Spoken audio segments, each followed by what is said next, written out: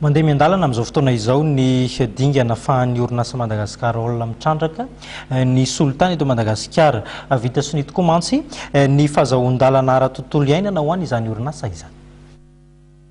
Nahazo ny fahazoan-dalana ara-tontolo iainana ho an'ny dingana fitrandrahana ny bloc 3104 ao Tsimororo ny orinasa Madagasikara Oil.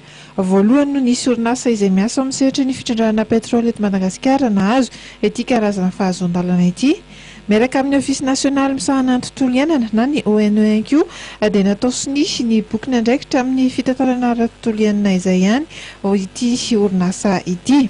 Ny fomba fahazahoana ity fa ny environnemental ity efa natomboka tamin'ny 13 Jona 2024 tamin'ny ametrahan'ny Madagasikara olona teto anivon'ny ONU ny étude d'impact environnemental ho an'ny phase d'exploitation amin'ny bloc 3104 Tsimororo. Izany fametrahana ny étude d'impact zany dia natao amin'ny fanarahana lalàna velona rehetra ao anatin'izay ny décret messier, ny code pétrolier sy ny contrat de partage de production izay nisoniavy ny orinasa miaraka tamin'ny misy.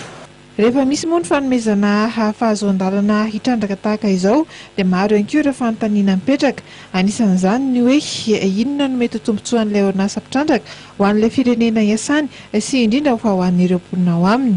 Le contrat de partage de production dia tsotra fotsiny ilay izy hoe mandritra n'ilay vanim-potoana anaovana fikarohana zany, vanim-potoana ilay vanim-potoana anaovana ilay fikarohana dia izay vola lany rehetrarehetra ao anatin'izay fotoam-pikarohana izay dia rehefa tonga ilay fotoana famokarana dia tsy maintsy avery ny fanjakana aloha zany ny vola lan'ilay kompania iny.